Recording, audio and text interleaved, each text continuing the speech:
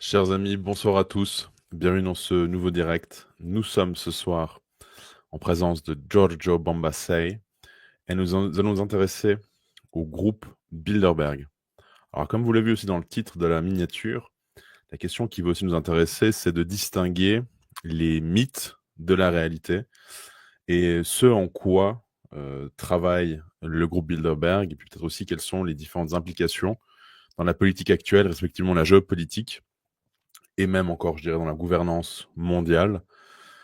Plein de sujets, je crois, extrêmement intéressants qui vont nous interpeller ce soir. Mais tout d'abord, cher monsieur, mille merci d'avoir accepté mon invitation. Eh bien, merci à vous de m'avoir invité. Cela me réjouit d'être avec vous ce soir. Je salue tous ceux qui nous regardent maintenant en direct, ainsi que tous ceux qui nous regarderont par la suite. Très bien. Alors peut-être la première question qu'on pourrait évidemment poser, c'est qu'est-ce que le groupe Bilderberg, pour éventuellement les personnes qui ne connaîtraient pas ce groupe, ni ce sur quoi il travaille. Absolument. Écoutez, la première chose à faire, c'est de faire la distinction entre le groupe de Bilderberg et les conférences de Bilderberg. Le groupe de Bilderberg organise les conférences de Bilderberg. Et je vais commencer peut-être par expliquer ce que sont les conférences de Bilderberg, et par la suite, on reviendra sur le groupe. Donc les conférences de Bilderberg, c'est une conférence annuelle qui se déroule une fois par an, généralement au printemps, qui réunit environ 120, 130 personnalités influentes d'Europe et d'Amérique du Nord, essentiellement des pays membres de l'Alliance Atlantique, qui se réunissent pendant 4 jours dans un hôtel de luxe à porte close pour discuter des grands problèmes du monde.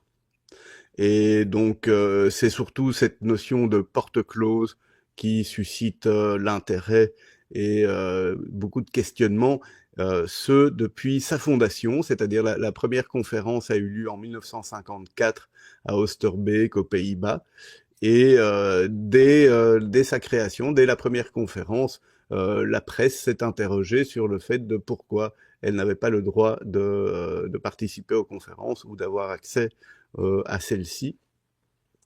Mais là aussi, il faut bien comprendre que dans les années 60, 70, et je dirais jusqu'au milieu des années 80, le groupe de Bilderberg, qui organise les conférences de Bilderberg, organisait une conférence de presse au début de chaque conférence, ce qui permettait aux journalistes intéressés de pouvoir rencontrer le président et les secrétaires généraux du groupe et leur poser les questions nécessaires.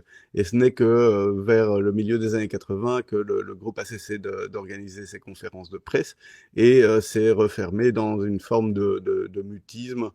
Officiellement, c'est parce que la presse n'était pas intéressée, ou en tout cas les journalistes présents ne, ne démontraient pas un intérêt suffisant pour que les organisateurs perdent leur temps pendant 2 heures, juste au moment du début de la conférence, pour rencontrer des journalistes qui n'avaient pas réellement de questions à leur poser. On peut retrouver des images, par exemple, dans les archives de la Société de presse, d'une conférence de presse de 1974 qui s'est déroulée à Megève, qui montre un peu comment ça se passait. Donc, aujourd'hui, ces conférences de Bilderberg réunissent des politiciens, des industriels, des banquiers, des intellectuels de haut niveau, des responsables d'organisations internationales, et ils abordent pendant 4 jours des thèmes aussi variés que leurs origines. C'est-à-dire qu'ils parlent aussi bien de politique, de défense, d'économie, mais aussi d'environnement, d'éducation, de santé. Selon l'agenda varie chaque année, et selon l'actualité, ben, ils abordent plus ou moins de manière approfondie ces thèmes-là. Par exemple, en 1968-69, le groupe, les conférences de Bilderberg de ces années-là se sont beaucoup penchées sur le rôle de l'université dans la société moderne. C'était à l'époque de 68, et donc ça a stimulé les organisateurs à se concentrer sur le rôle des universités. Mais Quels c'est un exemple parmi d'autres. Nous allons pouvoir voir l'agenda de cette année pour voir un peu quels sont les thèmes d'actualité aujourd'hui. Mais quelles ont Au-delà de été, ça, oui, dites-moi. pardon, excusez-moi, Je vous écoute. une petite question, quelles ont été les raisons de la création du groupe Bilderberg en 54? Voilà. Donc, l'origine du groupe, le promoteur du groupe de Bilderberg en 1952, c'était Joseph Rettinger.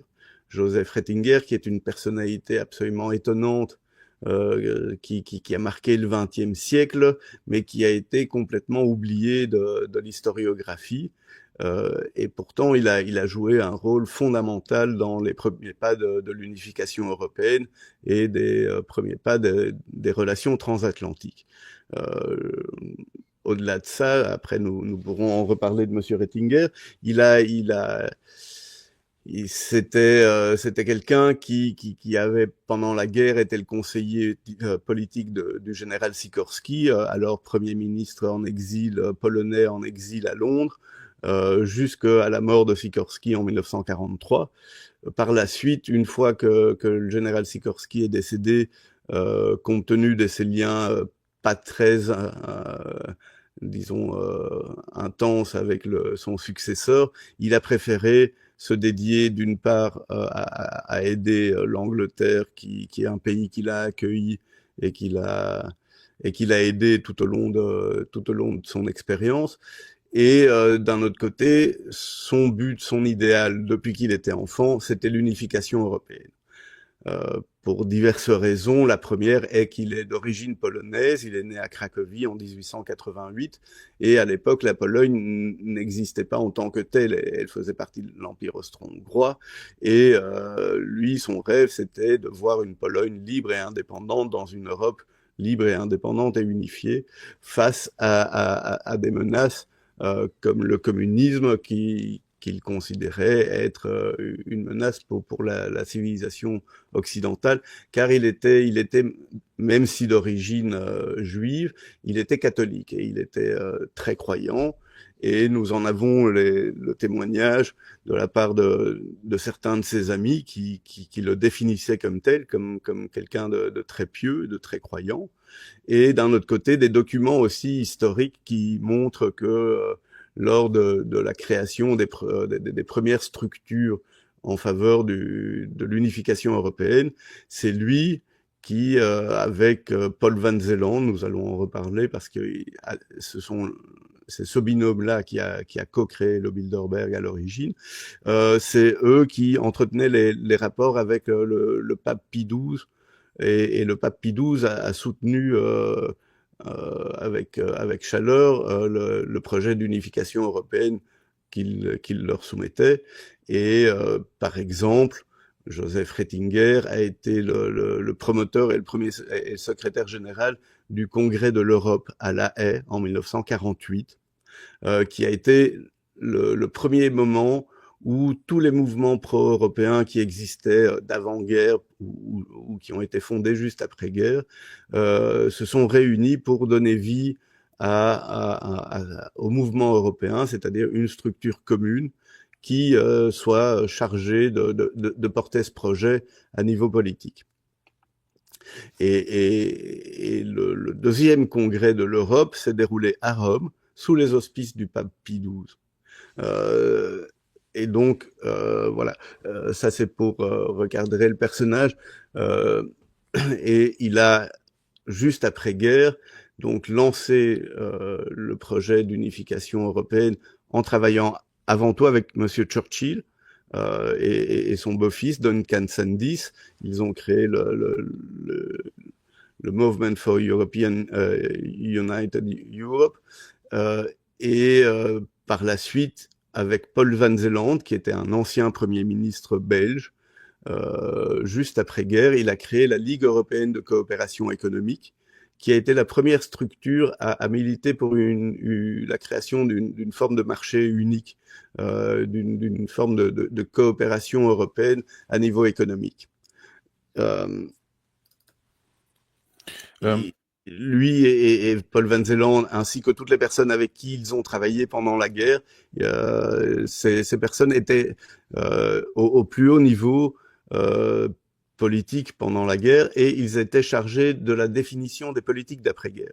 Et donc, une fois la guerre terminée, ils se sont retrouvés et ils se sont donné les moyens de pouvoir se charger eux-mêmes de la mise en pratique des politiques qu'ils avaient définies pendant la guerre.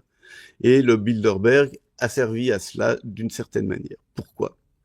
Parce que juste après-guerre, voilà, tout le monde célébrait le retour à la paix et naissait la menace de la guerre froide, la menace soviétique, mais qui n'était pas réellement perçue au niveau des populations, ni en Europe, ni aux États-Unis, pour diverses raisons.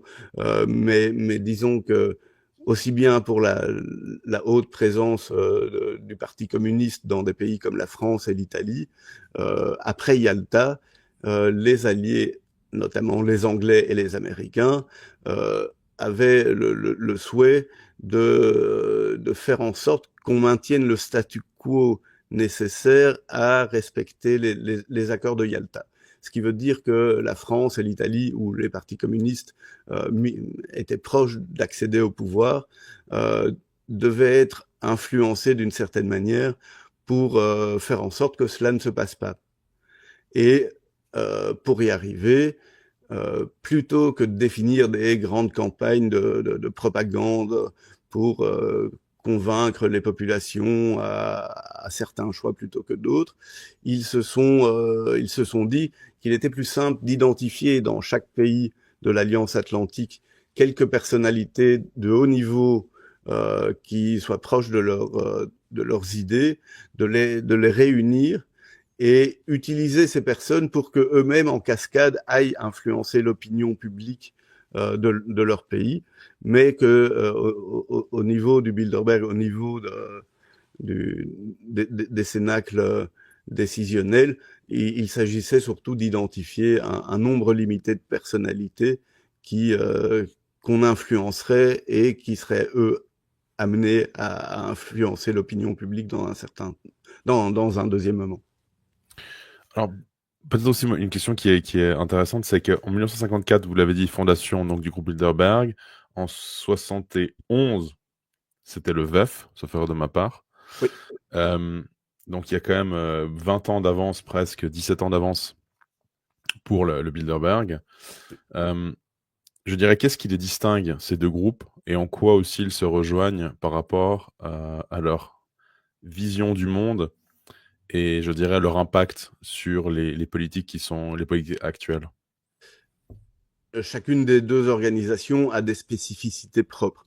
Le groupe de Bilderberg est une structure qui est éminemment et essentiellement transatlantique, qui est limitée à des représentants des pays membres de l'Alliance Atlantique. Quand je parle d'Alliance Atlantique, je ne parle pas que de l'OTAN. L'OTAN est le bras militaire de l'Alliance Atlantique, mais pas tous les pays membres de l'OTAN, enfin, pas tous les pays de l'Alliance Atlantique sont membres de l'OTAN. Prenons le cas de la Suisse. La Suisse, j'ai posé la question à des responsables politiques suisses que j'ai rencontrés lors des conférences de Bilderberg pour être sûr de ne pas dire de bêtises. On peut dire que la Suisse fait partie de l'Alliance Atlantique, mais ne fait pas Ah partie oui. de l'OTAN. Et c'est ce qui explique pourquoi la Suisse est intégrée dans le groupe de Bilderberg dès son origine. Ça a été le premier Suisse à être invité, qui est d'ailleurs celui qui a inspiré Joseph Ratzinger dans la création du groupe de Bilderberg, c'est Denis de Rougemont, avec qui, ensemble, ils avaient créé le Centre européen de la culture.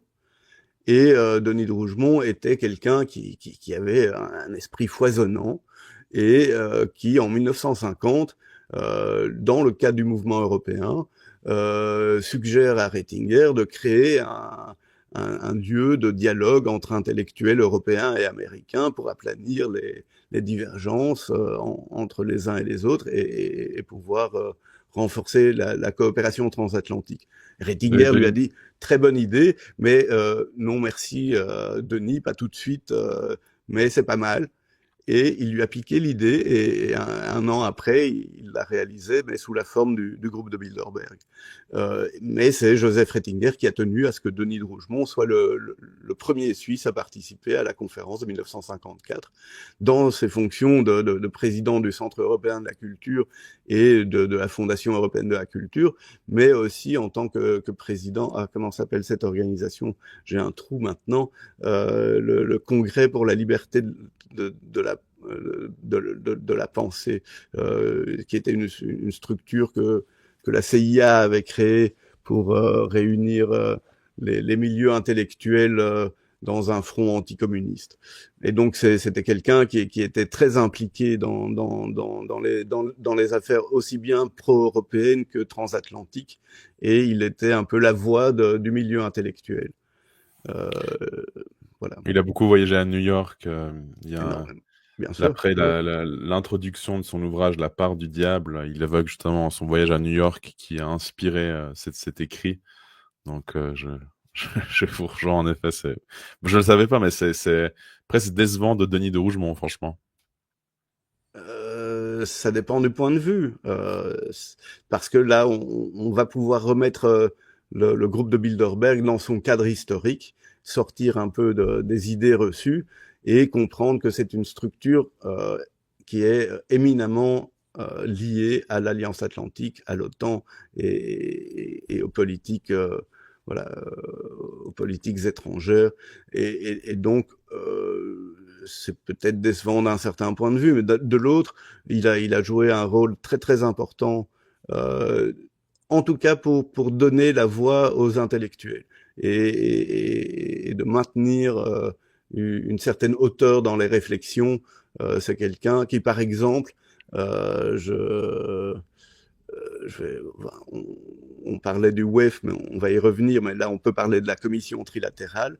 En 1955, dans le cadre du Bilderberg, il propose à Ratzinger de créer une structure pour le dialogue interreligieux entre l'Asie et l'Occident. L'idée plaît beaucoup au groupe de Bilderberg, mais pour finir, au lieu de créer une structure, ils en discutent pendant 2 ans à l'intérieur du groupe. La conférence de 56 est dédiée à ces thématiques. Mais voilà, 20 ans avant Rockefeller, Denis de Rougemont y avait déjà pensé. C'est quelqu'un qui est vraiment était très inspirant pour les dirigeants. Après, ce qu'on a fait de ses idées, ça c'est autre chose. Mais voilà, il a eu son rôle. Donc pour revenir au WEF, oui, effectivement, ça a été créé en 1971 par Klaus Schwab. Klaus Schwab qui il a vu son pied mis à l'étrier par son professeur à Harvard, Henry Kissinger, qui était lié au Bilderberg. Lui, Kissinger a participé pour la première fois en 1957 sur invitation de son ami et mentor David Rockefeller.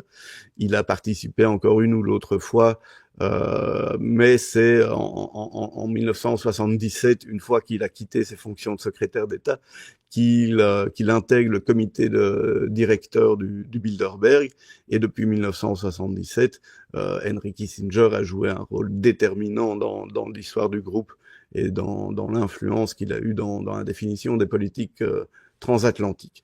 Donc Klaus Schwab a été son élève, et c'est d'une certaine manière Henry Kissinger qui l'a orienté dans cette direction.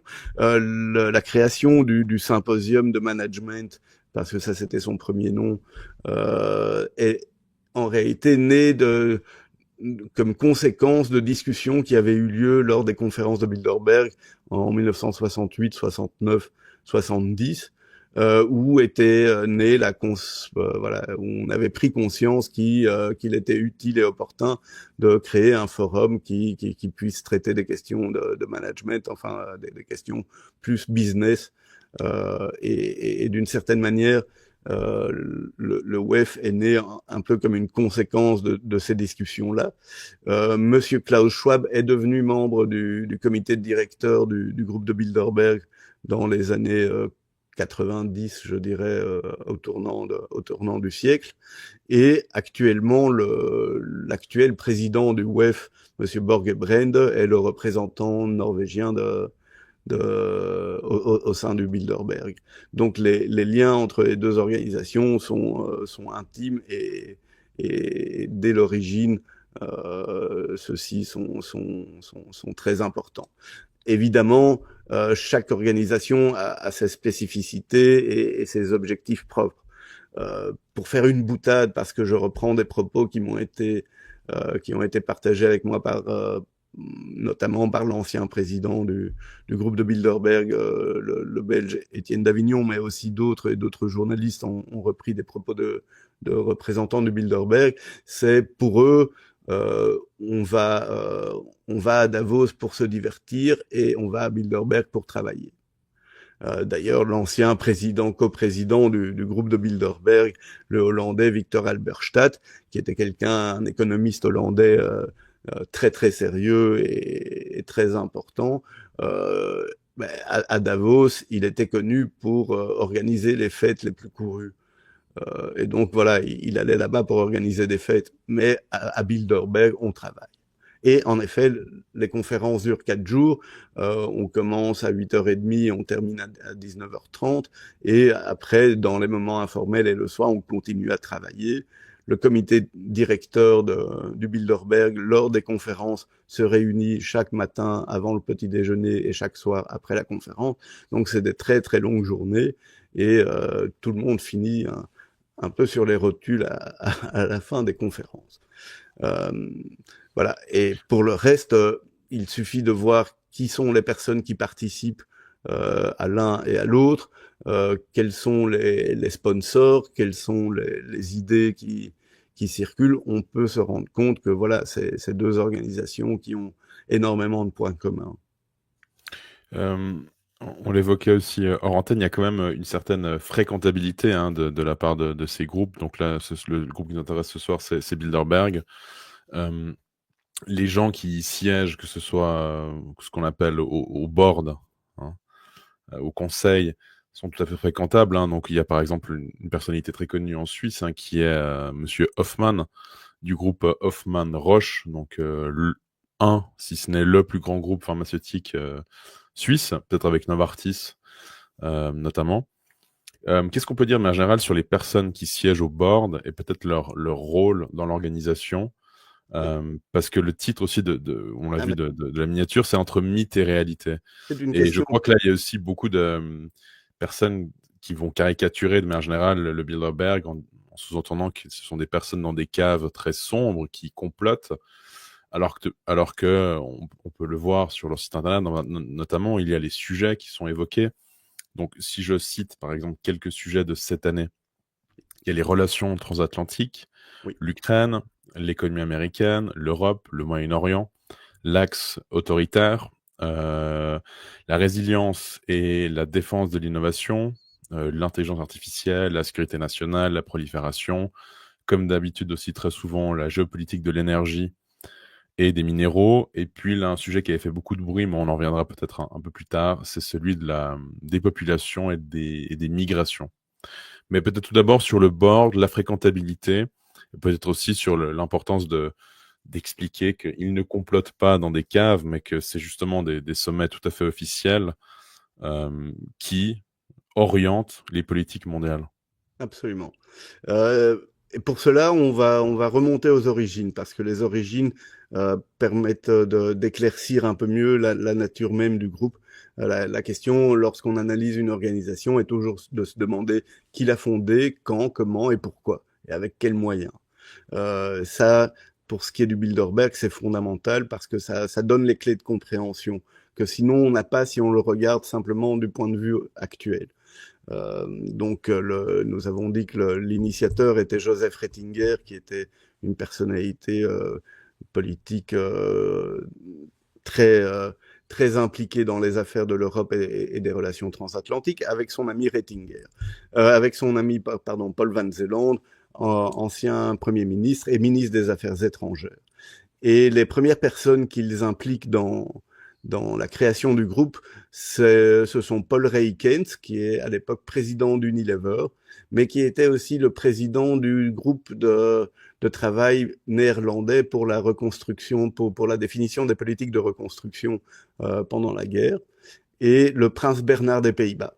Prince Bernard des Pays-Bas, qui était l'époux de la reine Juliana, qui était l'ancien commandant en chef des forces armées néerlandaises et qui représentait aux yeux de Rettinger une personnalité qui était potentiellement considérée comme au-dessus des partis. Et c'est ce qu'il recherchait. Il recherchait comme président quelqu'un qui permette de réunir autour de la table des représentants de toutes les tendances politiques pour ce qu'on appellera par la suite le Bipartisan Center aux États-Unis, qui permettent d'orienter les décisions politiques sur le long terme. Au-delà d'eux, pour ce qui est de la France, les deux premiers fondateurs du Bilderberg étaient Antoine Pinet, à l'époque président du Conseil des ministres, et Guy Mollet, secrétaire général de la SFIO et leader de l'opposition. Donc vous avez le Premier ministre et le chef de l'opposition qui sont les fondateurs du Bilderberg. Pour ce qui est de l'Italie, vous avez Alcide De Gasperi, qui est président du Conseil des ministres, et Pietro Quaroni, qui était l'ambassadeur d'Italie en France. Pour le Danemark, vous aviez Olof Bjørnkraft, qui était ministre des Affaires étrangères et président du Conseil de l'OTAN. Pour la Grèce, vous aviez le diplomate Panagiotis Pipinellis, qui était représentant permanent de la Grèce à l'OTAN, ancien chef de cabinet du roi, et qui deviendra par la suite ministre des Affaires étrangères, notamment dans la période de la dictature des colonels. Pour ce qui est de l'Angleterre, vous aviez Sir Colin Gubbins, qui était le fondateur, le directeur du SOE pendant la guerre. Le SOE étant le principal service secret militaire britannique qui vraiment a marqué la guerre pour son rôle dans l'organisation des réseaux de résistance et d'opposition au nazisme. Avec lui, il y avait Hugh Gaitskell, qui était trésorier du Parti travailliste et ancien chancelier de l'Échiquier. Et enfin, Lord Portal de Hungerford, qui était contrôleur de l'énergie atomique, ancien maréchal de la RAF, qui faisait partie de la délégation britannique lors des traités de Yalta. Et il y avait aussi deux Allemands, Rudolf Müller, qui était un avocat d'affaires, qui était l'ancien président de la German Economic Administration de la zone anglaise, et Max Brauer, qui était le maire socialiste de Hambourg. Donc l'origine du Bilderberg en 1952, c'est très important de le comprendre, c'est une initiative européenne composée principalement d'Européens. Ces Européens étaient ou bien chefs de gouvernement, ou bien ministres des Affaires étrangères, ou bien des diplomates ou des chefs de services secrets, mais en tout cas des personnes qui avaient des responsabilités démocratiques et un rôle important dans la gestion des États. Et ces personnes étaient vraiment très inquiètes de la tournure que prenait la situation juste après-guerre, la montée du communisme, l'anti-américanisme en Europe qui était très important, et d'un autre côté, aux États-Unis, une désaffection vis-à-vis des projets européens. Il faut bien comprendre que les projets d'unification européenne n'auraient jamais vu le jour sans les fonds américains. Et c'est Rettinger qui était chargé de collecter les fonds aux États-Unis et les distribuer aux différents mouvements pro-européens en Europe. Et sans la guerre de 39-45 aussi. Pardon ? Et sans la guerre de 39-45 aussi. Oui, non, évidemment, mais ça, on peut refaire l'histoire. Mais ce qui est important de comprendre, c'est que voilà, il y avait une vraie volonté de la part de certains milieux européens de faire l'unification européenne, mais après-guerre, c'était la ruine. Il fallait trouver des financements, et les financements ne pouvaient provenir que de Grande-Bretagne ou des États-Unis. Rettinger travaillait en sous-main pour la Grande-Bretagne, et les intérêts britanniques étaient très importants aussi derrière toutes ces activités. Mais ce sont surtout les fonds américains qui ont permis, à travers l'AQE, qui était l'American Committee on United Europe, qui est une société, une association de façade créée par les services secrets américains en 48 pour justement soutenir l'unification européenne et leur mener l'argent qu'il fallait. Et c'est Rettinger, avec ses amis Van Zeeland et Denis de Rougemont, qui ont été les principaux bénéficiaires de cette aide, parce que là aussi, on peut faire des mille digressions, mais disons que pendant 20 ans, entre les années 20 et les années 40, les Alliés avaient tout misé sur le comte Richard Coudenhove-Kalergi et le mouvement pan-européen. Et pendant la guerre, voilà, il y a eu plusieurs événements qui ont rendu les relations avec Coudenhove-Kalergi assez tendues. Et il a fallu identifier des personnes et des réalités qui puissent porter le flambeau du projet d'unification européenne. Et en l'occurrence, on a choisi Rettinger et Van Zeeland comme étant les principales personnalités sur lesquelles pouvoir compter pour cela. Oui, oui, bon, j'avais fait, je renvoie nos auditeurs vers l'émission qui a été faite, notamment avec Monsieur K sur que faire et aussi sur le plan Kalergi, de manière générale, parce qu'en effet, Rettinger était un personnage oublié, tout comme le comte Richard Coudenhove de Kalergi, que ce soit dans respectivement la destruction des nations européennes ou le métissage généralisé, qui sont, je dirais, l'un et l'autre deux architectes majeurs qu'on a tendance à oublier ou à substituer à des personnages comme Schumann ou Monet, par exemple. Bien sûr. Par rapport au sujet qu'on évoquait justement dans le board, enfin, qui ont été évoqués notamment cette année. Donc le board, effectivement, à l'origine, c'était essentiellement des politiciens et des diplomates. Puis, dans les années 60, il y a eu ce qu'on a appelé la coexistence pacifique ou la coexistence compétitive, c'est-à-dire il y a eu une évolution dans la guerre froide, dans l'attitude aussi bien des Américains que des Russes. Donc, la vieille garde qui était anticommuniste viscérale a commencé à laisser place à des personnes plus jeunes et à des industriels, à des banquiers qui, eux, considéraient qu'il y avait moyen d'établir une coexistence économique, ou en tout cas pacifique, et faire en sorte que cette compétition entre les blocs se fasse plus à niveau économique et politique que militaire. Et c'est là où les premiers industriels, les premiers banquiers ont réellement mis pied dans le conseil d'administration du Bilderberg, et de fil en aiguille, avec l'évolution de la politique étrangère alliée tout au long de la guerre froide, voilà, industriels, banquiers, représentants des médias ont de plus en plus été recrutés au sein du comité directeur, parce que voilà, la politique ayant changé, il fallait des personnes compétentes sur base de ces nouvelles politiques. Et c'est ce qui fait qu'aujourd'hui, il n'y a pratiquement plus de politiciens ou de diplomates, et que ce sont essentiellement des patrons. Là aussi, le secteur industriel, l'industrie lourde, quand j'ai commencé à m'intéresser au groupe de Bilderberg il y a 25 ans, disons, le secteur industriel lourd représentait encore 25% de la composition ou 30% de la composition du comité directeur. Aujourd'hui, il n'y en a presque plus. Ce sont surtout des patrons des sociétés technologiques, ou bien des médias ou des grandes institutions financières, principalement. Et voilà, et la composition du comité directeur reflète, c'est un miroir, et donc le Bilderberg ne fait que refléter la situation à un moment donné dans la répartition du pouvoir à l'intérieur de l'Alliance Atlantique. J'aimerais qu'on parle peut-être des personnages suisses, si vous voulez bien. Oui. Alors, je viens de voir, à l'instant, il y a André Hoffmann, qu'on a évoqué il y a quelques instants. Oui. Mais il y a aussi Monsieur Kudelski. Kudelski, absolument. Alors, je pense que vous connaissez, mais à nos auditeurs, ça leur dit absolument rien, ou peut-être pas à tout le monde, évidemment, je veux pas non plus. Mais J'évoque cela parce que c'est quand même peu connu. Il y a peut-être surtout les Suisses romands qui nous écoutent ce soir qui connaissent ce groupe qui est basé à Lausanne, dans les Hauts de Lausanne.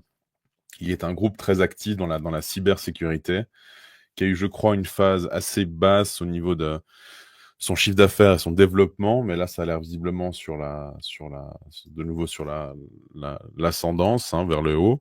Qu'est-ce qu'on peut dire aussi de ces personnages qui sont présents dans ce groupe ou dans le comité directeur? Là, on voit qu'il y a quand même aussi une influence, que ce soit de l'intelligence artificielle, la cybersécurité. On est un petit peu aussi dans ce qui a été fait ou ce qui est en train d'être fait avec Palantir aux États-Unis notamment, hein, parce que je crois qu'il y a aussi Monsieur Peter Thiel qui est à... Monsieur Peter Thiel et Alex Karp sont tous les deux membres du comité directeur du Bilderberg et Monsieur Thiel a été coopté en 2008 justement au moment de la création de Palantir. Monsieur Thiel ayant co-créé aussi PayPal et a été un des premiers financiateurs de Facebook. Enfin, c'est un personnage extrêmement important dans le secteur technologique et ses liens avec le pouvoir politique et militaire. Et effectivement, il est peu connu en Europe. Aux États-Unis, on le connaît plus grâce à son soutien à Donald Trump lors de sa première élection. Et là, il a un peu plus pris ses distances, mais voilà, il représente l'aile libertarienne, disons, de ce secteur technologique. Alors pour ce qui est des Suisses, oui, Monsieur Kudelski a été membre pendant 10 ans.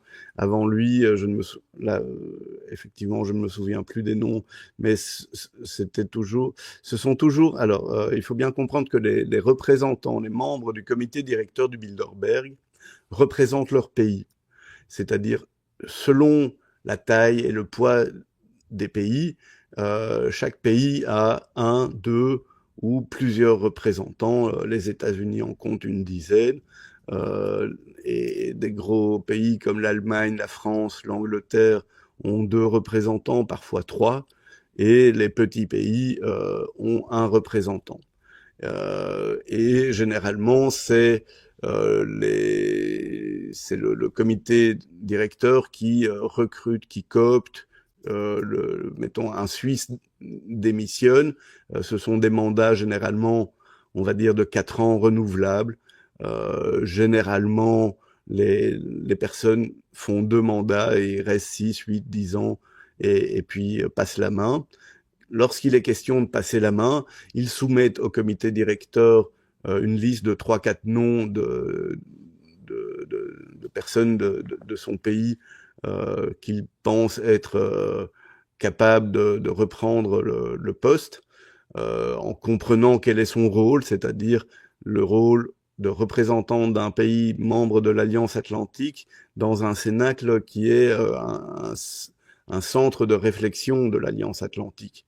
Et donc, il faut vraiment avoir une tournure d'esprit qui est celle de quelqu'un qui est favorable, évidemment, aux objectifs et qui est prêt à jouer un rôle dans cela. Et donc, si à l'origine, ça a été beaucoup des politiciens et des diplomates, aujourd'hui, ce sont des hommes d'affaires, des banquiers, selon les pays, selon les situations. Là aussi, ce sont toujours des photographies de voir quels sont les réels intérêts dans chaque pays qui ont plus d'influence que d'autres.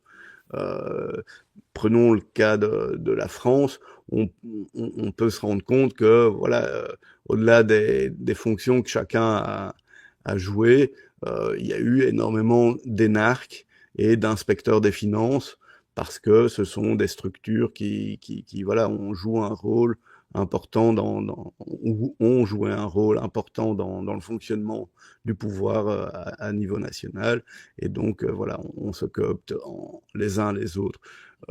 Mais en Italie, par exemple, c'est la famille Agnelli qui a réellement eu un rôle central dès 1954 dans l'organisation. Plusieurs membres de la famille ont représenté l'Italie au sein du comité directeur, et tous les autres Italiens qui ont siégé au sein du comité directeur avaient de près ou de loin des intérêts avec la famille Agnelli.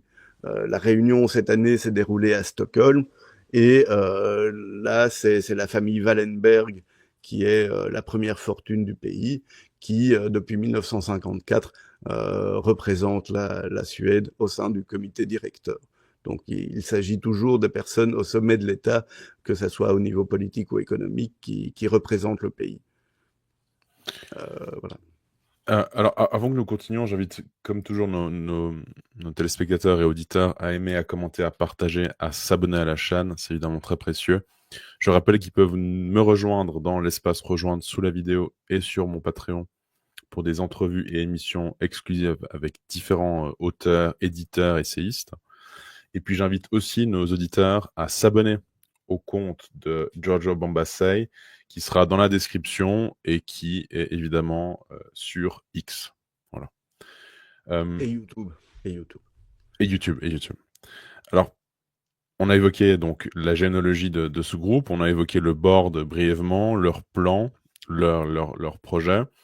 Maintenant, on va peut-être aussi s'intéresser à ce qui a été dit aussi dans le chat. J'ai vu des gens qui s'impatientaient par rapport au sujet. Donc moi, j'avais aussi préparé évidemment ces sujets. Le premier, c'était le thème de la dépopulation et des migrations. C'est un thème qui est assez récurrent, qui est notamment abordé aussi au VEF, qui fait beaucoup réagir et où les personnes se jettent souvent dessus, à raison, évidemment, pour dénoncer cela, parce qu'il y a tout ce qui s'est passé avec le rhume 21, tout ce qui peut se passer aussi notamment par rapport à l'alimentation, que sais-je encore, ou même encore par rapport à ces fameux chemtrails, où il y a beaucoup de théories derrière cela, où des gens soupçonnent qu'il y a évidemment un projet de dépopulation. Qu'est-ce qu'on peut en dire et pourquoi est-ce que c'est un sujet qui les préoccupe autant, celui de la population, respectivement des populations? On va dire que l'esprit qui est derrière tout ça, c'est le fait qu'ils se conçoivent comme des managers de la planète. Enfin, que ça soit clair, là aussi, Bilderberg, c'est vraiment exclusivement transatlantique, c'est occidental, et donc voilà, c'est avant tout cette dimension-là qui les préoccupe. Mais voilà, il y a cette notion de gestion managériale des affaires internationales. Ils se sentent responsables de cela. Ils ont des analyses de très long terme, évidemment. Il faut bien comprendre qu'à un certain niveau, il y a des cellules de prospective qui essayent d'éclairer les dirigeants, que ce soit économiques ou politiques, qui travaillent sur des horizons très longs. J'ai moi-même participé à un groupe de réflexion qui travaillait à 350 ans, et chez Sony, il y avait une cellule de prospective qui travaillait à 600 ans. Dans le secteur pétrolier, par exemple, pour qu'un gisement soit rentable, il faut 50 ans. Donc, il y a des réalités qui demandent des analyses de long terme. Ça, c'est important. Et pour aussi pouvoir anticiper et gérer les étapes intermédiaires. Et donc, effectivement, dans ce cas-ci, c'est lié d'un côté à la dénatalité dans les pays occidentaux et à une surnatalité dans d'autres régions du monde. Et l'idée, en gros, c'est de comment gérer tout ça de façon la plus efficace. Enfin, c'est vraiment dans une logique d'efficacité managériale. Et donc, comment compenser l'un et l'autre. Évidemment, il y a certainement des intérêts économiques, politiques, enfin, religieux, spirituels. Ça, je pense que tout le monde sait de quoi on est en train de discuter. Cela fait très longtemps que ça dure, ce n'est pas une découverte d'aujourd'hui. Sauf qu'aujourd'hui, ça devient flagrant et c'est au grand jour, et tout le monde peut prendre conscience que on commence à arriver à un point de bascule, en gros.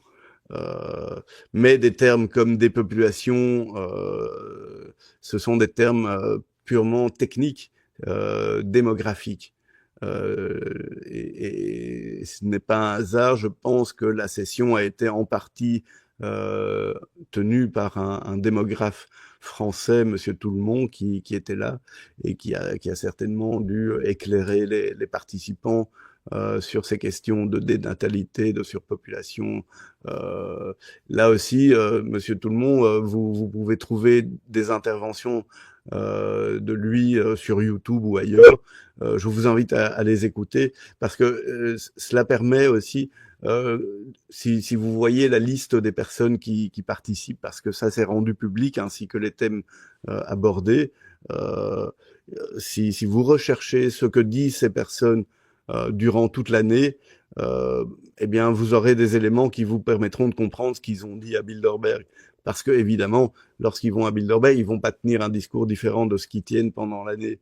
Ils vont peut-être tenir un discours plus ouvert, plus direct, plus franc. Mais les idées qu'ils défendent sont toujours les mêmes. Et c'est pour ça qu'on les invite. C'est que, visiblement, ces idées intéressent le comité directeur lorsqu'ils abordent et lorsqu'ils définissent leur agenda. Donc Euh, oui, ça c'est un bon conseil. C'est suivez ce que font les participants. en 2019, il y a eu à Montreux, sauf erreur de ma part, Oui, Uli Maurer, oui, donc qui était absolument. l'ancien président de la Confédération suisse, qui est un conservateur, qui faisait partie parmi des 7 conseils fédéraux le plus conservateur. En tout cas, dès qu'il a quitté le Conseil fédéral, il a été très critique du Covid. Donc, bon, c'est toujours plus facile d'être critique quand on n'y est plus. C'est toujours la même arnaque et la même manière de procéder.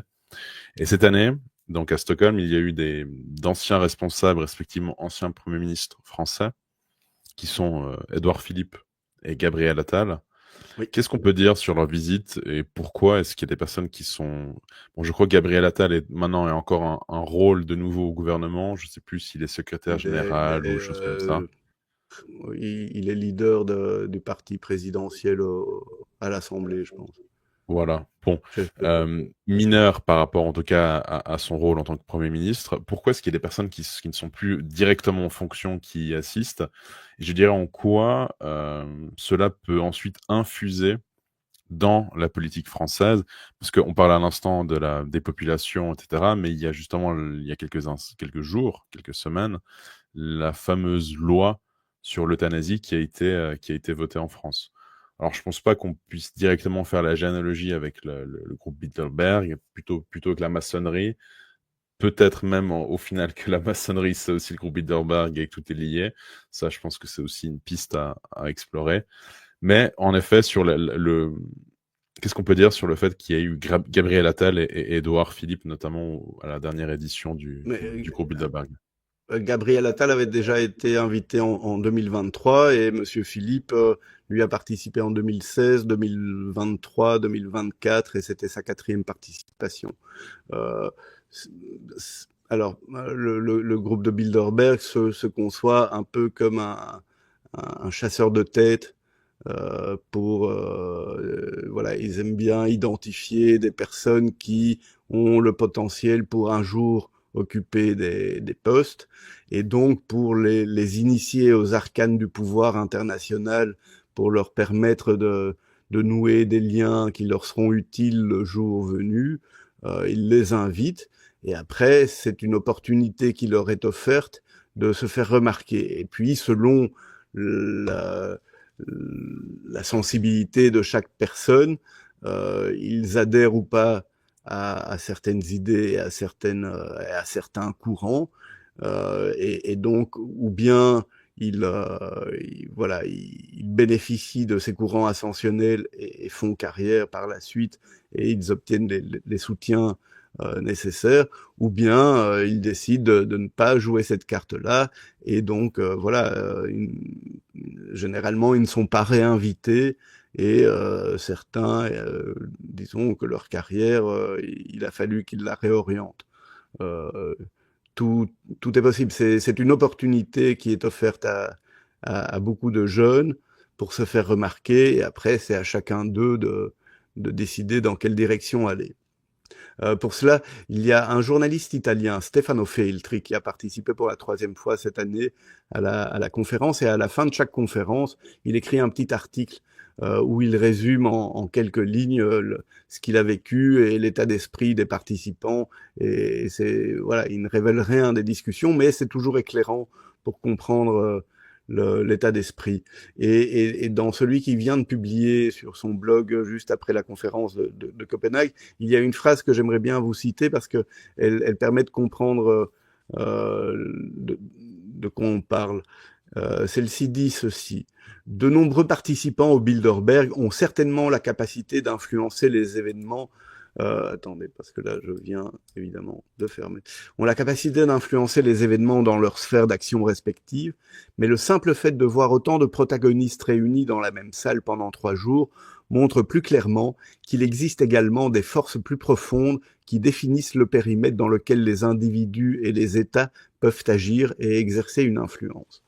C'est-à-dire que, voilà, il y a un cadre qui dépasse les membres, qui dépasse les participants, qui dépasse les responsables politiques invités, et que, voilà, toute action est légitime tant qu'on reste dans ce cadre. Mais le fait d'avoir du pouvoir, de l'argent, ne vous donne pas la liberté de faire ce que vous voulez. Vous devez rester à l'intérieur de ce cadre. Et donc, c'est ce que je disais. Les personnes qui sont invitées d'abord à participer aux activités et dans un deuxième moment ont la possibilité d'être cooptées au sein du comité directeur, doivent accepter d'évoluer dans ce cadre et d'agir dans le respect de ce cadre et pour faire en sorte que ce cadre reste celui-là. Quel est ce cadre? Ses origines sont lointaines, c'est le cadre de l'Alliance Atlantique. Et c'est une imbrication d'intérêts publics et privés qui fait que voilà, il y a des lames de fond de long terme aussi qui ont une influence. Après, de nouveau, aujourd'hui, on va essayer de rester dans le concret, mais évidemment, on pourra toujours faire des analyses un peu plus ésotériques et parler d'égrégores, par exemple, pour comprendre ce qu'on est en train de dire. Euh,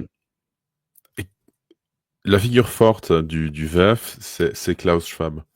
Oui. Et on a vu plusieurs fois des mises en scène, notamment des montages qui sont tout à fait délicieux, où il nous parle du rhume, où il nous parle de la conjugaison entre le biologique et puis le technologique. Qui est la figure de proue, je dirais, du Bilderberg, s'il y en a une, et quels sont les thèmes récurrents qui sont présents, je dirais, presque chaque année et qui doivent être travaillés, sur lesquels les participants travaillent? Les thèmes sont, alors il y a des thèmes de base, c'est les questions de politique étrangère, des questions économiques, des questions technologiques et industrielles, et après, selon les années, un peu d'économie, un peu d'environnement, un peu de santé, un peu d'éducation, mais le gros, c'est les questions financières, politiques et de défense. C'est disons, le corps régalien de la politique. Ce qu'on peut dire aujourd'hui, c'est que depuis 10 ans, c'est clairement le secteur technologique qui a pris la main sur le groupe. Nous évoquions tout à l'heure Peter Thiel, Alex Karp, Eric Schmidt. Il y a aussi aujourd'hui Satya Nadella qui est le PDG de Microsoft. Microsoft est intégré au conseil directeur depuis 2003 et ce sont clairement eux qui aujourd'hui sont les leaders, en tout cas dans la définition de l'agenda, parce que par exemple cette année un des participants a eu l'obligeance de nous dire que voilà, l'intelligence artificielle a clairement dominé toutes les discussions avec toutes ces répercussions, je veux dire, aussi bien civiles que militaires, sur la santé, l'éducation. Enfin, c'est le sujet qui est débattu de long en large au Bilderberg depuis au moins, qu'est-ce que je dirais, depuis 2014-2015, l'intelligence artificielle.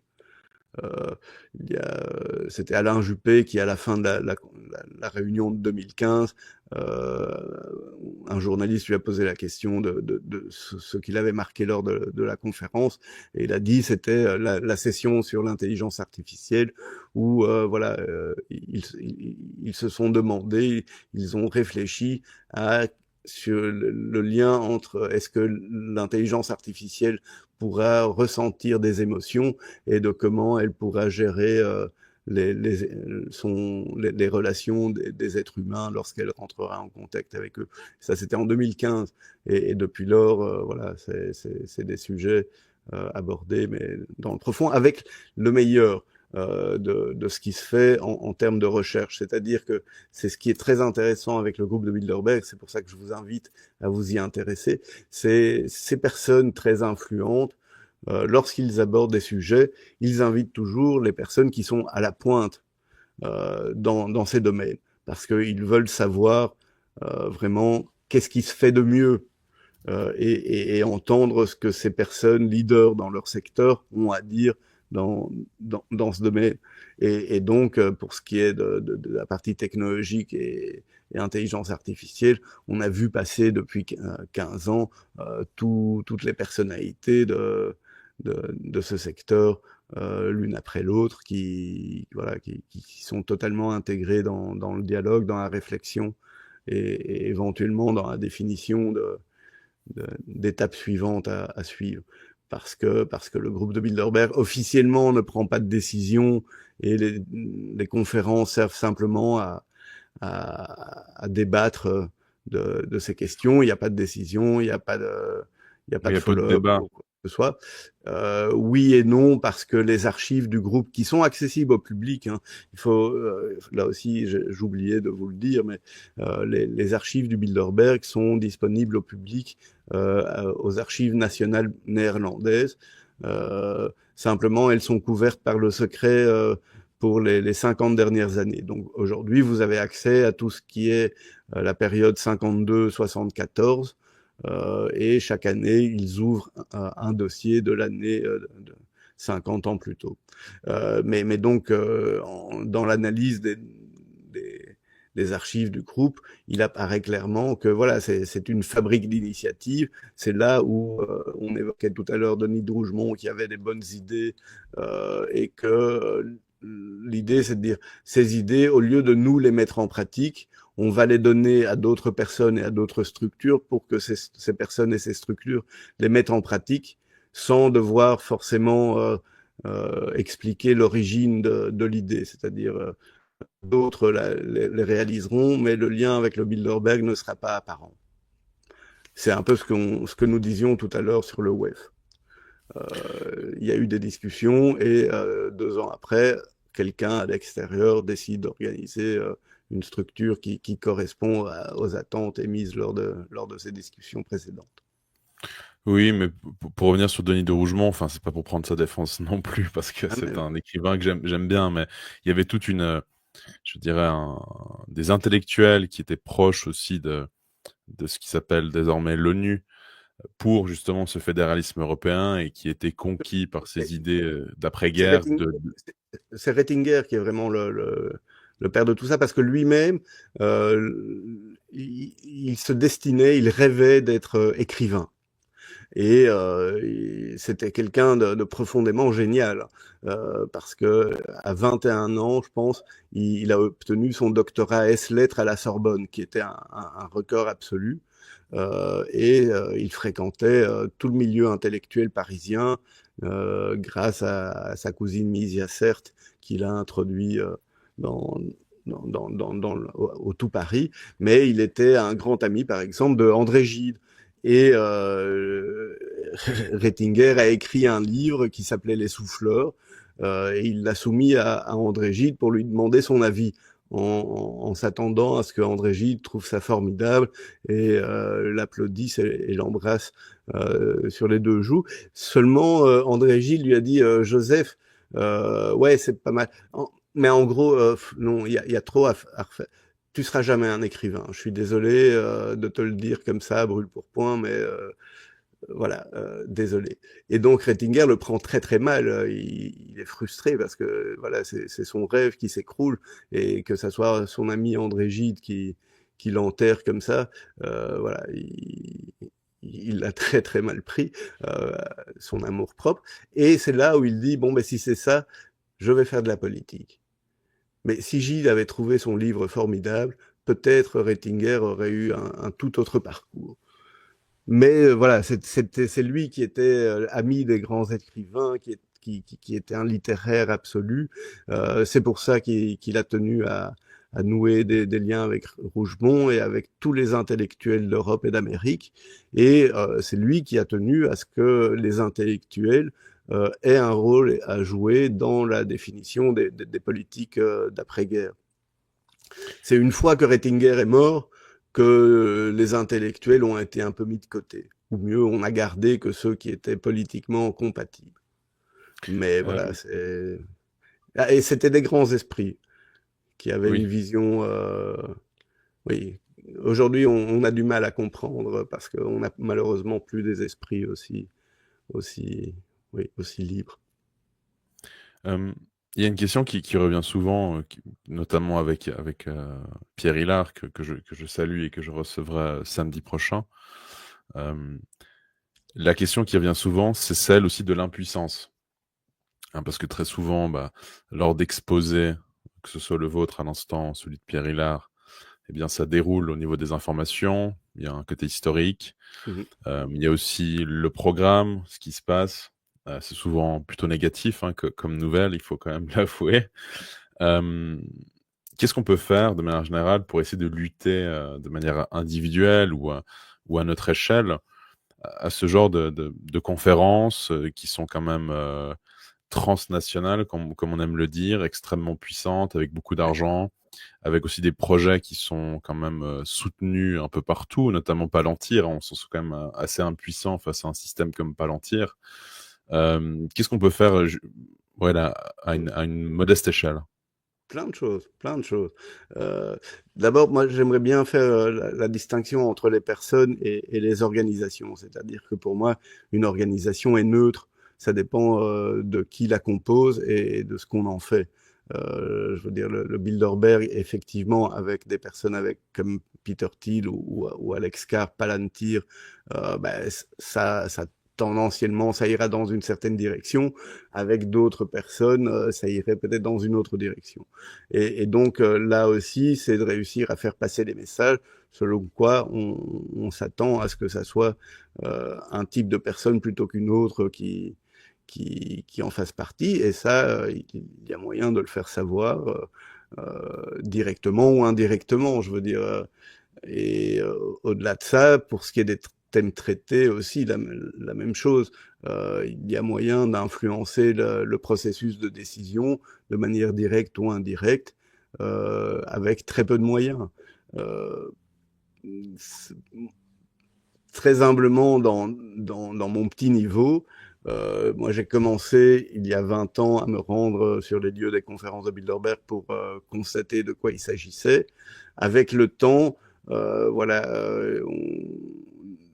nous sommes une dizaine à niveau mondial à faire ce travail-là, c'est-à-dire à nous rendre à chaque conférence et essayer de couvrir l'événement du mieux qu'on peut. Mais ça nous permet aussi de rencontrer et de croiser des participants, des invités, des membres. Et ce sont des occasions pour faire passer des messages qui, voilà, avec un peu de chance, percuteront et seront intégrés. Par exemple, cette année, la conférence à Stockholm a été une conférence, disons, où la sécurité a été minimale et où il a été possible de filmer aussi bien les arrivées que les départs des participants, mais aussi de pouvoir les approcher lors des moments informels.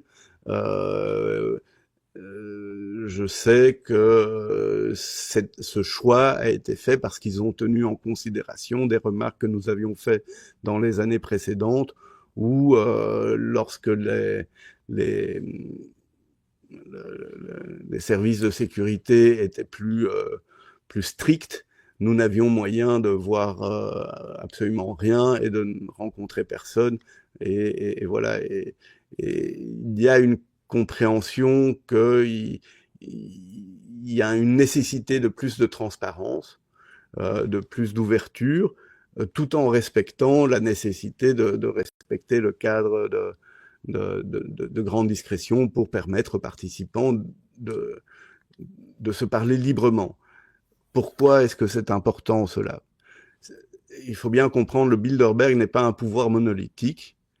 Il y a à l'intérieur du groupe différentes façons de penser qui sont parfois conflictuelles, et la liberté de parole permet aux gens de se parler ouvertement et parfois de manière très franche, très directe. Je ne vais pas dire de manière confrontationnelle, mais presque. C'est-à-dire que voilà, les oppositions sont grandes, et ces oppositions ne pourraient pas voir le jour si, il y avait des caméras et s'il y avait voilà, des micros. Même si il y a des micros, toutes les conférences sont enregistrées. Ça, les participants peut-être ne le savent pas, mais que ça soit sous forme audio ou aussi vidéo, parce que ça permet aux rapporteurs pour rédiger les rapports finaux de la conférence, mais c'est aussi pour garder une trace.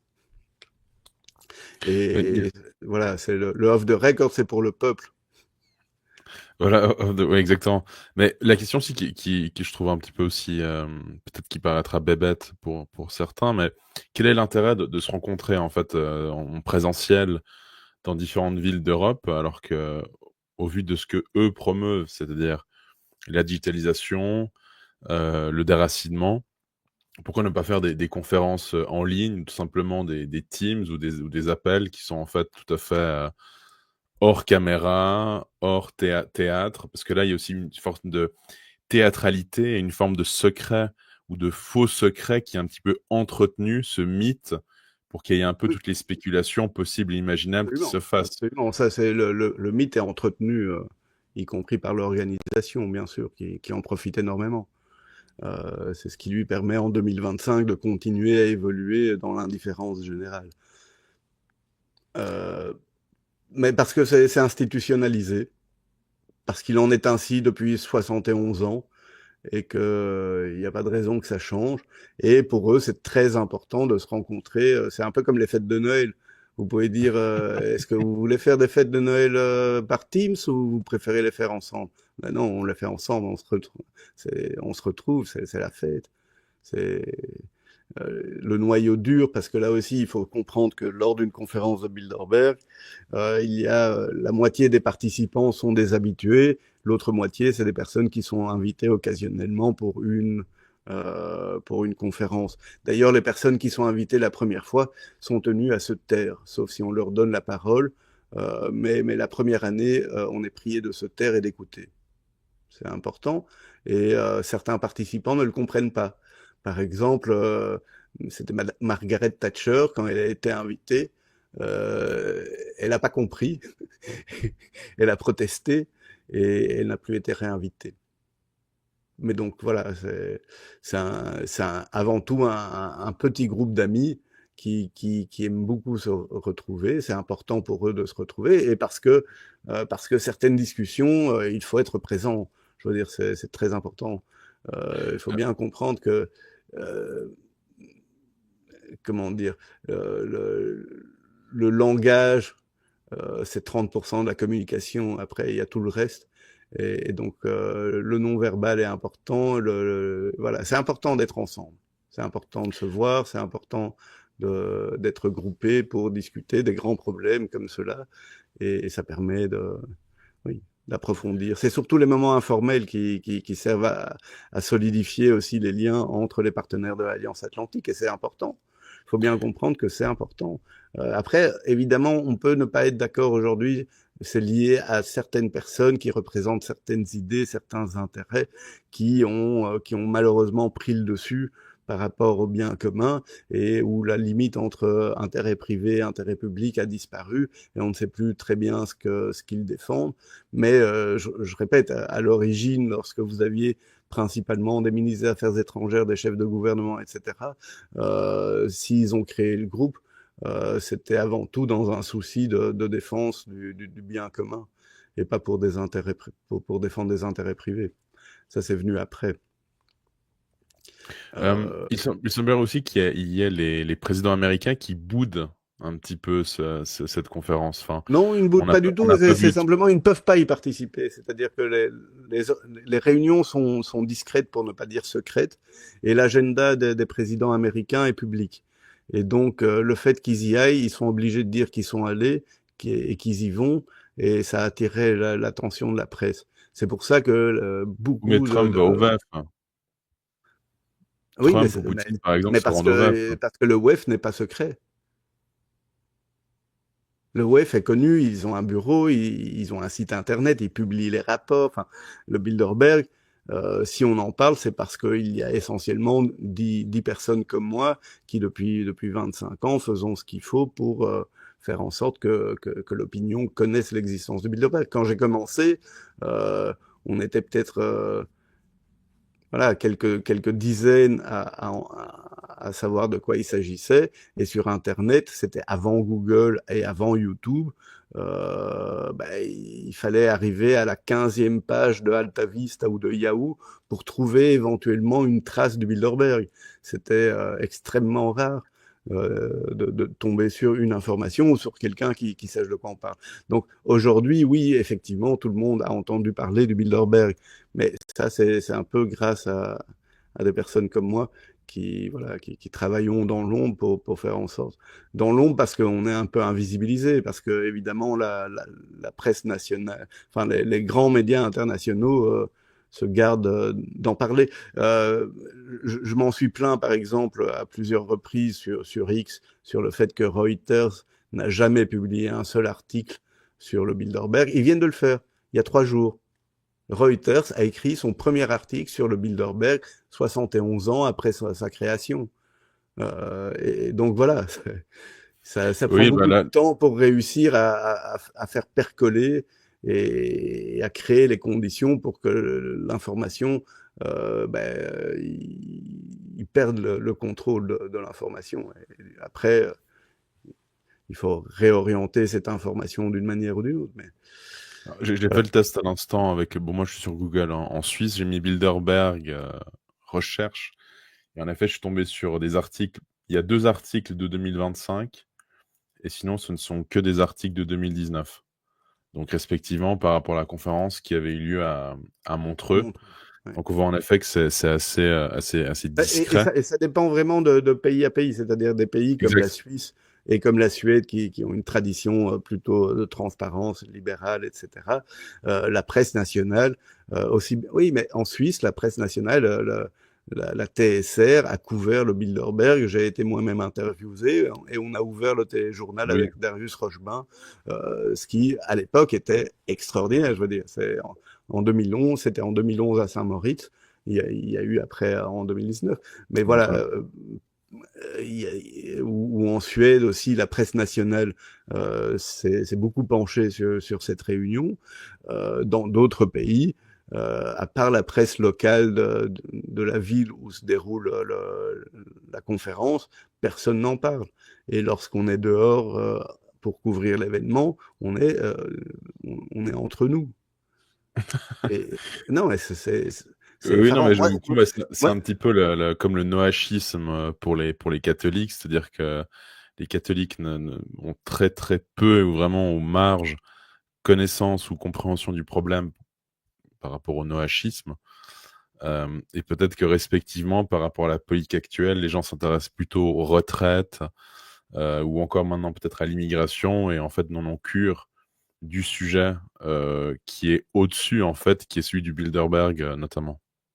oui, mais moi, ce qui m'épate, parce que voilà, moi j'ai commencé à le faire en tant que simple citoyen, et puis je me suis transformé en journaliste parce qu'il n'y avait pas de journaliste qui couvrait l'événement, et je me suis dit, tiens, moi je vais le faire tant que la presse ne couvrira pas l'événement. Une fois que la presse couvrira l'événement, j'aurai plus besoin d'y aller. Eh bien, nous sommes en 2025 et je continue à y aller. Euh, et moi, ce qui m'étonne, je comprends que la presse occidentale, voilà, pour diverses raisons, préfère voilà, ne pas trop en parler. Mais ce qui m'étonne, c'est qu'il n'y ait pas la presse chinoise, brésilienne, russe, enfin Américain. des- des- de tous ceux qui ont intérêt à mettre en difficulté le bloc occidental, eux aussi n'en parlent pas. Et pourtant, c'est de notoriété publique. Je veux dire, on n'est pas en train de parler. Aujourd'hui, on peut plus dire que ça n'existe peut-être pas, c'est un fantasme, chose qui était encore concevable il y a 25 ans, lorsqu'il n'y avait pas d'image et qu'il n'y avait que quelques articles qui en parlaient, et donc ça semblait tellement gros. Voilà, aujourd'hui, nous sommes plusieurs à publier les images qu'il faut pour montrer que ça existe bel et bien, et ça devrait attirer l'attention, l'intérêt d'une certaine presse, mais elle n'est pas là. Il y a une grosse partie de cette grosse presse internationale qui y est, mais à l'intérieur. Et eux respectent une règle interne qui leur impose la plus grande discrétion. Mais par exemple, au conseil directeur de Bilderberg aujourd'hui, vous avez plusieurs représentants de la presse, que ça soit le PDG de Axel Springer, ou bien la rédactrice en chef de The Economist, le rédacteur en chef de Bloomberg, ou le président de Warner Bros. Discovery. Enfin, voilà, que vous avez des journalistes du Financial Times qui participent tout le temps et qui jouent même le rôle de rapporteur, mais qui après n'en parlent pas dans la presse. En effet, c'est vrai qu'il y a aussi une autre chaîne qui est assez connue, qui est américaine et qui a été très présente durant le VEF, notamment. Il y a news dedans, mais en gros, ils ont importuné le CEO de Pfizer, limite à le bousculer, qui était avec son bodyguard. Je ne sais pas si vous avez vu ces images. Oui, j'ai vu ces images. Voilà. Et c'est vrai que cette équipe-là, d'ailleurs, que je trouve assez suspecte pour diverses raisons, ne se rend pas au Bilderberg, notamment. Et c'est vrai que c'est. Mais il semblerait aussi que dans l'esprit des gens, il y a beaucoup plus d'enjeux en fait derrière le VEF, qui est beaucoup plus aussi théâtralisé, avec justement Klaus Schwab pour certains, qui est un comédien, un acteur. Mais c'est vrai qu'il fait très caricature. Et puis aussi, lorsqu'il est déguisé avec, je crois qu'il est en kimono, et puis certains l'associent à Dark Vador. Donc ça fait aussi, il y a toute une, oui, des caricatures qui sont faites, une mimétique qui est derrière là-dessus, pour un peu que ce soit considéré comme les forces du mal. Alors évidemment, pour nos auditeurs et téléspectateurs, je fais des caricatures, hein. Ce qui est moins le cas en fait avec le Bilderberg. Euh, mais il y a aussi, par exemple, on voit notamment Bernard Arnault, par exemple, qui est la première fortune française, ne s'est jamais rendu, par exemple, au Bilderberg. Si, en Ah, si. 1992. Oui, mais, ah d'accord. Bon, j'étais même pas né, mais il y a très Ah, longtemps. désolé. Oui. Mais les deux coprésidents actuels, Henri de Castres, le français Henri de Castres, et l'américaine Marie-Josée Kravis, sont tous deux administrateurs de LVMH. Donc vous avez deux membres du conseil d'administration de LVMH à la tête du Bilderberg. Très intéressant, en effet. Et, Et l'une autre représentante française, c'est Madame Patricia Barbizet, qui, elle aussi, est peu connue, mais qui joue un rôle déterminant dans la structure capitaliste française aujourd'hui, et qui a été le bras droit de Monsieur Pinault pendant plus de 30 ans, qui a été son exécutrice testamentaire. Et donc, aussi bien Pinault que Arnault sont tous deux représentés au conseil d'administration, en tout cas leurs intérêts. oui, donc en fait, on pourrait dire de manière assez vulgaire, ils sont CUL et chemise, à peu près, je dirais, le top 50 des fortunes françaises, suisses ou même C'est le mondiales. reflet, c'est le reflet, oui, c'est un miroir des structures de pouvoir dans chaque pays à un moment donné. Et donc, effectivement, aujourd'hui, on peut constater à travers les personnes qui y sont là que les intérêts de M. Arnault et de M. Pinault sont importants en France.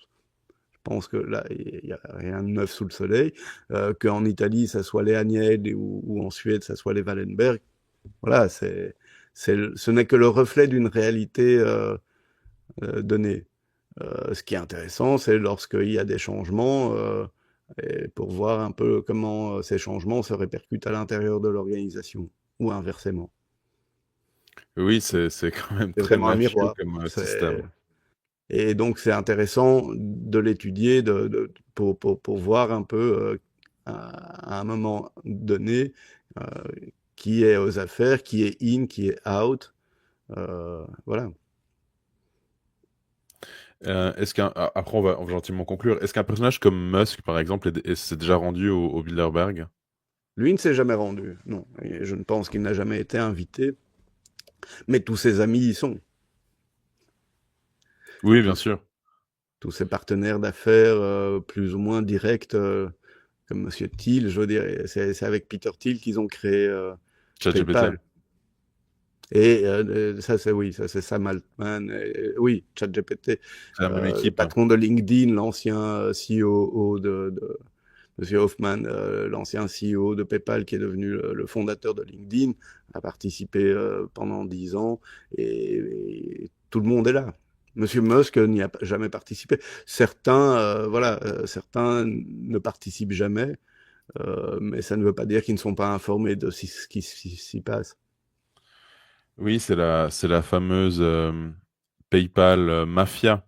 La PayPal Euh, Mafia, oui, oui, bah, elle a été surnommée comme ça. Mais effectivement, c'est un groupe de personnes qui, il y a 15-20 ans, ont eu des idées absolument brillantes, parce que voilà, il faut bien comprendre qu'ils ont entrevu ce qu'allait devenir le nouveau monde.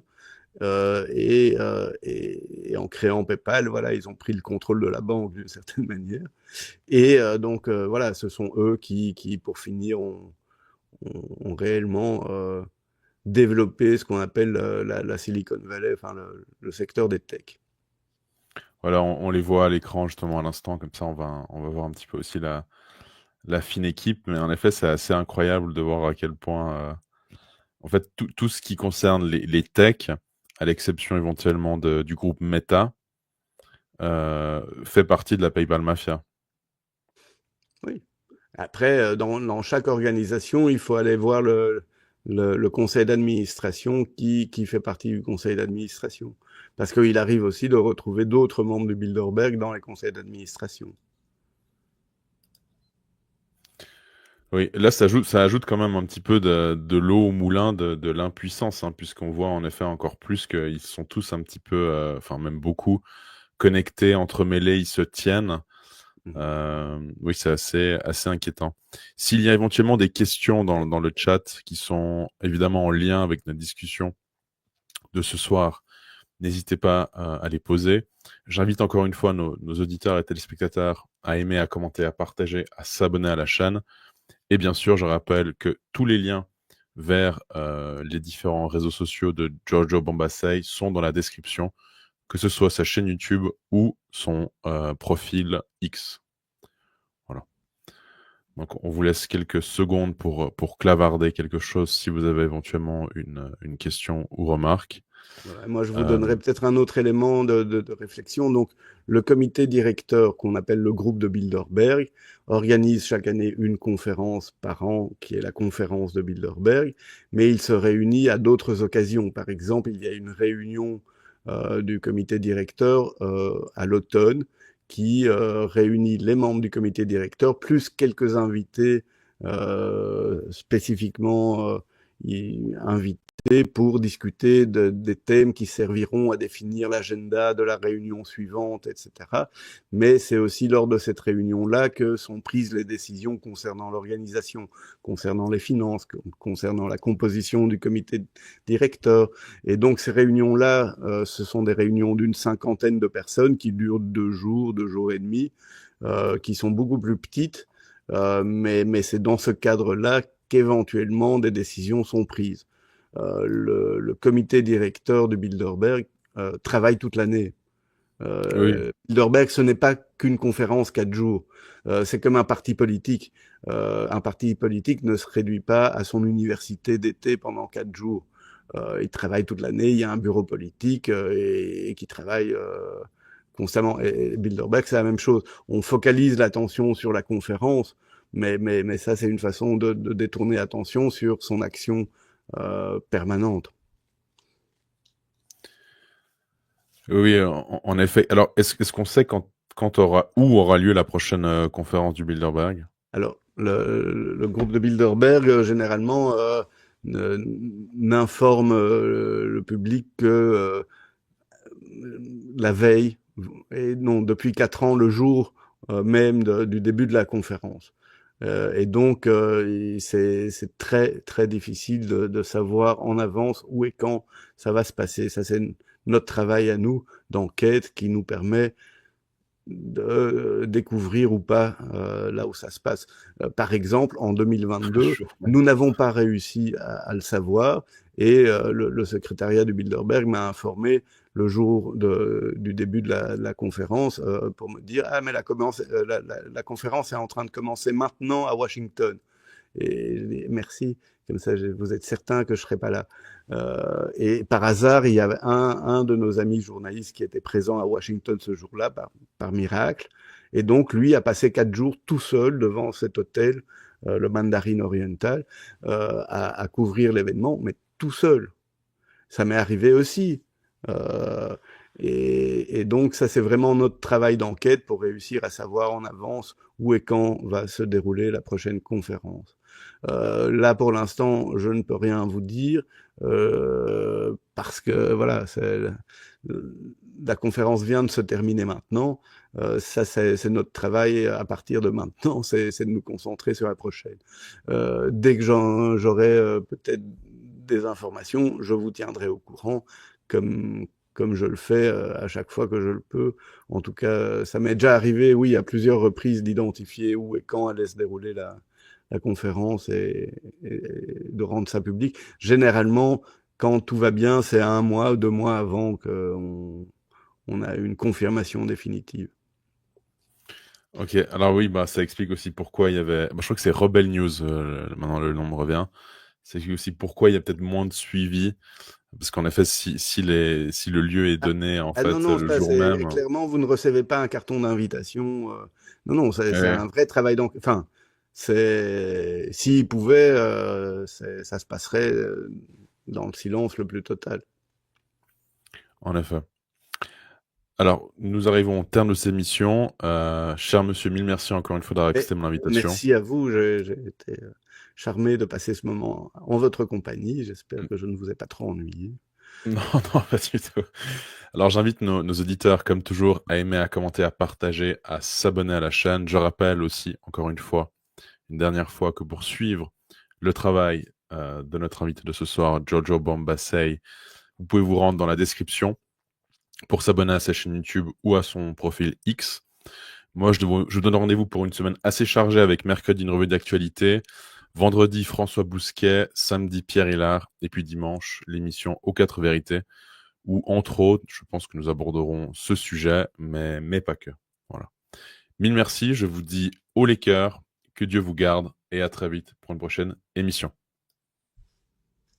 À bientôt.